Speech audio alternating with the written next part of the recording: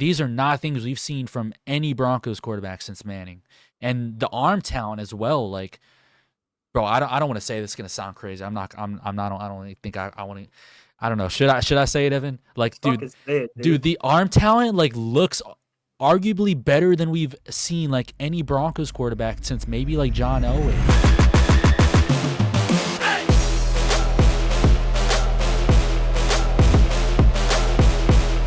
Welcome back to another episode of the Broncos Avenue podcast. I'm your host, FaZe Rugg, aka Mike McDaniel, according to some of you guys. With my co-host Evan Petruk, the secret admirer of the Pat Bryant lover account on Instagram. As you guys don't know, he is a massive Pat Bryant enthusiast. It's good to be back on the pod, man. Took a little 1 week break to get some stuff situated behind the scenes. Got some. I personally have something really big working behind the scenes that only Evan knows about. That I honestly probably won't be telling anybody about. That I'm really excited about. It's a big opportunity for myself. But yeah, I had to get some of that stuff situated and sorted out. I know Evan's got a big smirk on his face. He's definitely not going to be telling anybody about that. But Evan, Nope. how are you doing, brother? We got some interesting stuff to talk about on today's show.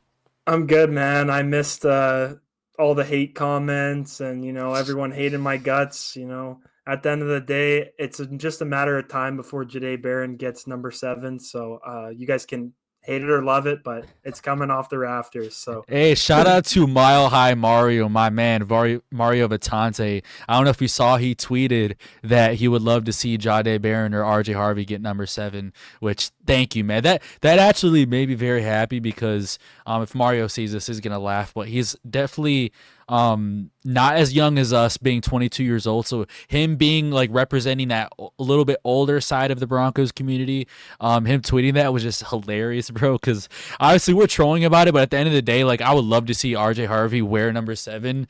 And just to see him like tweet that and everyone like lose their fucking shit about it was hilarious, bro. But let's not have a whole nother rant about okay, this. all right, all right. I Yeah, was gonna make a joke, but yeah, I had to do a quick rage baiting segment right there. Get it out the way.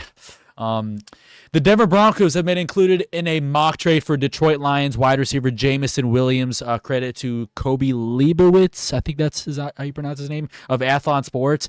And we'll also talk about, stay tuned for later in the show, Broncos wide receiver Pat Bryant has some things to say about matching up against fellow rookie Jahdae Barron in practice. Really interesting quote to talk about there. Let's go and jump into this mock trade first. So, according to Kobe of Athlon Sports, he says the Broncos receive, and obviously for those of you guys that don't know, Jameson Williams has been included in trade rumors by the Detroit Lions for weeks and almost months now, like even prior to the draft. Little interesting there. Looks like they could potentially move on from him. I think he's a stellar, incredible receiver, very versatile, fast, explosive.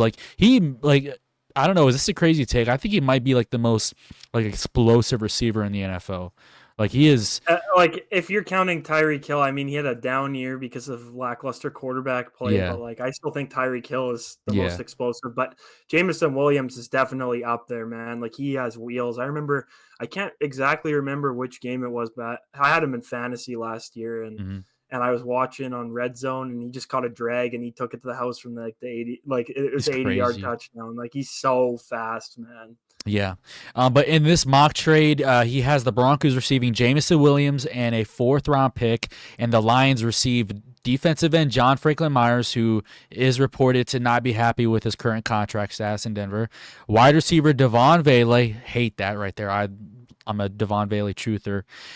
A 2nd-round pick and a 6th-round pick. I'm not too sure which years those are. If they're both in 2026, good lord, this trade is. We're not going to spend a whole lot of time talking about this mock trade just because it's not the prettiest sight. Even if you took out that 2nd-round pick in the trade, I don't know, man. It's yeah. What are your overall thoughts on this mock trade? Yeah, I thought that trade was ridiculous. I don't even know, like, is he like a Lions reporter or something like that? Because that's just like insanely biased to the Lions. I mean, the Lions would be stupid not to make that trade. Um, I'm not saying it would happen because Denver would not do that. That's way too much. And I get that Devon Vele was a 7th-round pick and John Franklin Myers was acquired with a 6th. Yeah. But the fact that they threw a 2nd-round pick in there as well, when Jameson Williams still needs a contract as well, it's just insane to me. Apparently, the Lions' asking price for Jameson Williams, because they were talking about shipping him before the draft, during the draft even. Apparently, they want a 1st-round pick for him, which makes sense. I think he was like the 9th or the 10th overall pick in the draft. He was very highly drafted. So it makes sense that they would want that, but it's unrealistic that they would get something like that in return, especially not that haul. And I don't think they went too in depth on the years on the mock trade, but if that's all like for this upcoming draft, that is just insanely poor, like almost rage bait level bad trade, because like that makes no sense at all to me. But I mean, I get that JFM also needs a contract, but the value for Detroit acquiring that is just insane, especially when you have a good receiving core. You got Isaac Tesla, who they just drafted. They traded up for a lot of capital for him, and Amon-Ra St. Brown. I don't see how they wouldn't accept that trade, but I also don't see how Denver would offer that trade or even accept it if the Lions did offer it. So Yeah, and not even just including like this hypothetical trade value that each team is receiving. Jameson Williams himself, like I love the guy as a football player to death, but there are some things off the field that some people have raised concerns with, and you guys know, if you're a recent listener of the Broncos Avenue podcast, pre-draft we constantly preached this organization does not want low behavior players. They look for high character players. They look for leaders at their respective positions. Jameson Williams, I'm not going to sit here and sugarcoat it. He is not that. So I don't think the Broncos would be interested for that reason. And don't get me wrong, man, he's a fantastic player. I just think George Payne and Sean Payne really do value. They would honestly, like, I'm not even like bullshitting. I think they would prefer Devon Vele right now over Jameson Williams, just straight up, even if it was a straight up trade, just because of like how well respected Devon Vele and upcoming he is in that locker room. I mean, is that crazy to say? no, it's not. It's something I wanted to bring up. I think it was in the Commanders game last year. I know that you talk about his character, and there's the whole gambling thing where he got suspended and missed 8 games for. Yeah. But did you see that celebration? I think it was in the Commanders game in the playoffs when he scored the touchdown. He started dry humping the ground. No, that is hilarious, bro. How did I not see that? You didn't see that? Amon-Ra picked him up, and Gibbs picked him up. They told him to stop. Like he got like 3 pumps in on the ground, and then they just picked him up. Like, no, it was crazy, bro. Like that's just, I mean, like guys are gonna be like that. Like obviously the gambling, betting on him. Like I don't know if he's betting on himself or like playing fantasy football or whatever he's doing. But I mean, there's a strict gambling policy in the league, and he broke it. But and it's there for a reason, right? Like you see. Like you could, I mean, if there was no rule and I was in the NFL, I'd bet on my unders all the time and just sell, bro. Yo, I'm kidding. Crazy. I'm not advocating for that, but it's one of those, yeah, like you said, high character in the room. We've been preaching it every episode on this pod that we've been talking about bringing guys in, and it's just something that the organization wants to have, and I think that, you know, drafting someone and them getting into a scandal is a little bit different than, you know, openly going to get someone that has a history, even when he's like not just like college or high school, like a history of doing something while he's in the NFL. So I definitely think that it wouldn't happen even if it was a better value on both sides. But he's a good player, man. Yeah. I think wherever he goes, even if, I would love for him to stay in Detroit, but wherever he goes, wishing him the absolute best. I don't want this to seem like I'm just tearing down Jameson Williams as a player, because I know there's definitely some misconstrued opinions about any little damn take I have on this podcast. Like, good Lord. But just saying, I wish the best for Jameson Williams. Don't think the Broncos would ever trade for him unless like we'd suffer 100 injuries in a receiver room, which knock on wood, that never happens. Let's go ahead and move over to this interesting quote from rookie receiver Pat Bryant, who the Broncos selected in the 3rd round. He's been a major fan favorite lately. He'll be wearing number 13. Got to see him his first look at the NFLPA, like rookie premiere. Absolutely looks sick in our new unis. Apparently, he had some really good reps against first-round cornerback Jahdae Barron, which you love to see. Who they took him in the third round, and they took Jahdae Barron 20th overall. And the fact that he's already winning one-on-ones with the quote best corner in the draft, I'm not saying he wasn't. I'm just saying like that was the perception by many analysts and fans, including myself. Mike Kliss of 9 News ended up interviewing him about that, about his good practice against Jahdae Barron. Apparently, he had a really good catch on him too, and he mentioned that specific rep, saying it was a quote a great rep. Iron sharpens iron. Going against a great guy like that, at the end of the day, we both got better. We took care of each other. He could have easily taken me to the ground, ripped the ball out, but like I said, iron sharpens iron. Going against a great guy like that can do nothing but make me get better. That was really obviously, first of all, like great sportsmanship first off, and then second off, like I said, like just seeing him excel and succeed this quickly against Jahdae Barron, who is known for being super sticky in both man and zone coverage. This is awesome, man. Like right away, I know the pads aren't on. I know I'm not going to sit here and freak out about this, but this is good to see. Like they were competing, and Pat Bryant was winning. This is not saying that Jahdae Barron was performing poorly by any means, but it's good to see for your third round receiver, because a lot of people doubted the pick coming out of the draft, and including myself. I gave it like a C minus. So it's good to see him excelling this early on in his Broncos tenure.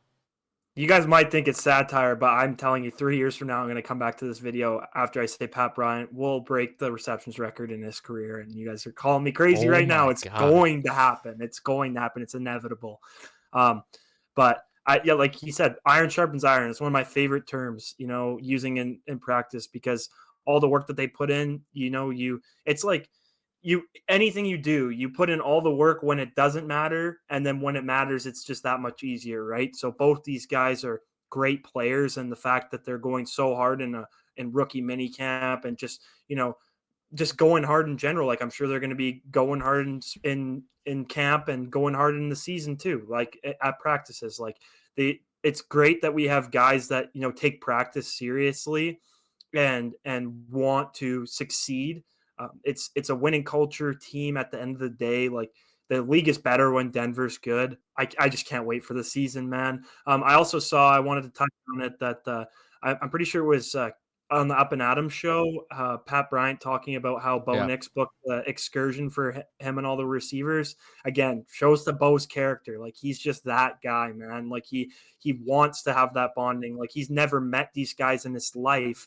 He's calling Pat Bryant the day he gets drafted. Obviously, I'm not saying that anyone wouldn't do the same in the same scenario if they were there, but the fact that he's, I'm assuming he's forking out the money to get all these guys to, come, because I bet I don't know exactly who's all invited to this, but I'm assuming the practice squad, everybody, yeah.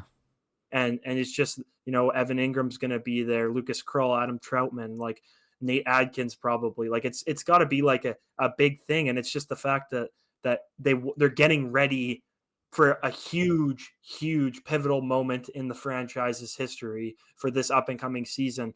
Like it's been a long time since I've been, this confident that we're going to be as good as we are going to be. Like obviously after the Russ trade, I was excited, and, I was like, wow, like we're going to be so good. Obviously look how that worked out, but we've had glimpses and we've only gotten better since last year. And I just can't wait for the season, man. I'm glad that, the team bonding is going so well, and that everyone's kind of gelling all right. And that just, again, speaks to bringing in people with good character. You bring in people with light character, as everyone else is on the team and in the organization.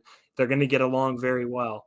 They might have different personalities, but they're all coming there willing to work, and they're all high character individuals. And they're eventually going to, be like this. Yeah, exactly. And could we talk about Bo Nix for a second? Like I can't remember what his name was. I was trying to find it just now on Twitter, but I think his first name was Jacob. He posted like a 8.5-minute cut up of every single intermediate throw, 10 through 19 yards, that Bo Nix had in his rookie season, and it is unbelievable. Like I knew Bo Nix was great, don't get me wrong, but when I sat there and watched every rep, it is unbelievable how fucking talented he is. Like the off-platform throws, the stepping up in the pocket, like these are not things we've seen from any Broncos quarterback since Manning.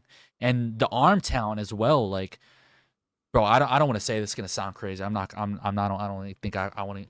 I don't know. Should I say it, Evan? Like, Fucking say it, dude, the arm talent like looks arguably better than we've seen like any Broncos quarterback since maybe like John Elway. Here's the thing about Peyton Manning. He was a really good quarterback, really accurate quarterback, but like the arm talent in terms of like side angles, off platform, like stuff like that.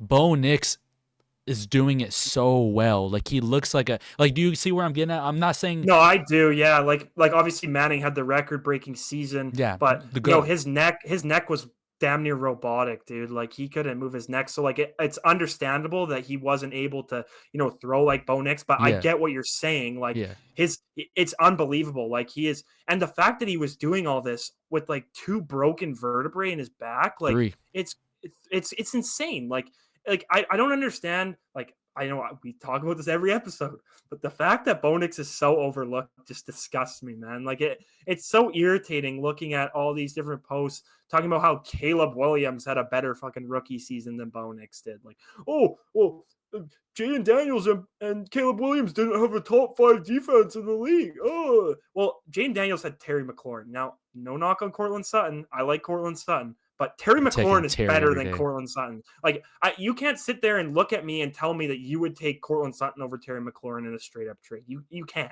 Like, Terry McLaurin is, I think, arguably a top 5 receiver in the league. Like, he is that good, and he's been that consistent with, like, I felt so bad for Terry McLaurin. I've always been a scary Terry guy, and I felt so bad that he had just, like, the quarterback cycle, just like how we did in Denver, right? Like he never had a solid quarterback. I think he's had every season but one where he's had over 1,000 yards with I think he's had more like 3 or 4 more quarterbacks than he's had seasons played. Like It's just insane. And like, he's just so good, man. And I like, obviously I'm not going to talk about the schedule because they are NFL teams at the end of the day, but I think Washington had an easier schedule than Denver did last year.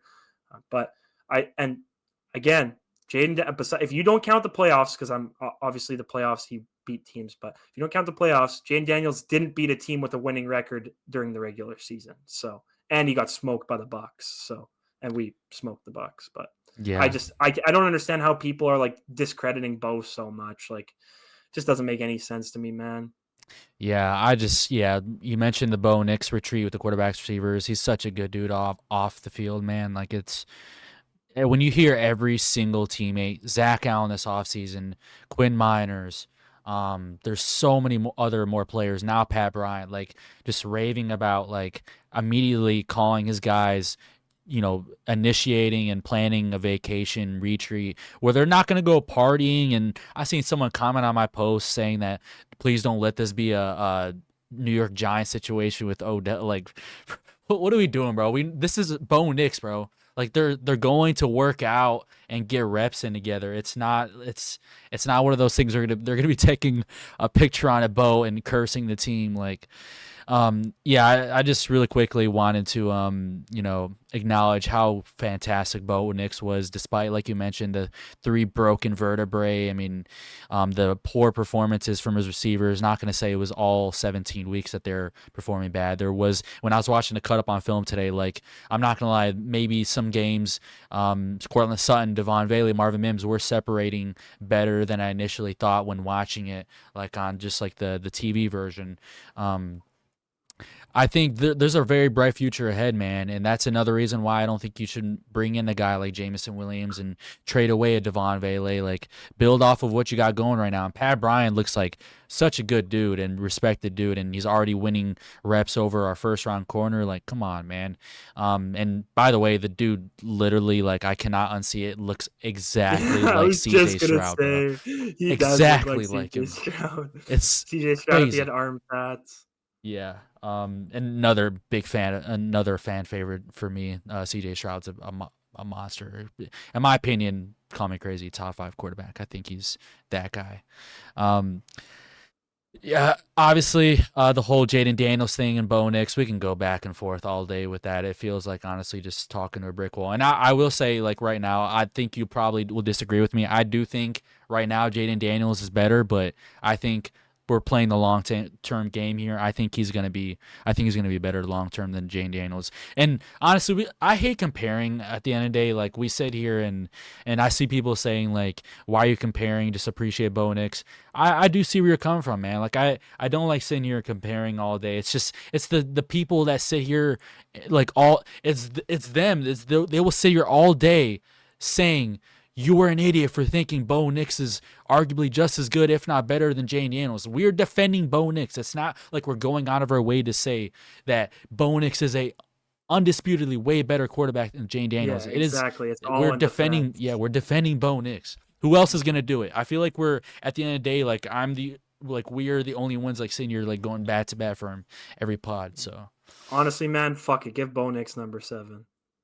hey, if he wants it, give it to him. Yes, you guys heard that correct. He is him, RJ Harvey, and Pat Bryant deserve number 7 before we retire. Just all wear number 7. Just give it to 3 dudes, man. Just completely throw it in the dirt. You know how too. sick that would look? Yeah. Oh my god, put Jahdae Barron on some wide receiver reps. That'd be fire, man. Yeah. And Von Miller's number needs to be retired before, and we need to unretire John Elway's number. You guys heard it here first. Yeah. Yeah. You think that'll be a good rage bait right there? Fuck it. Retire number 3.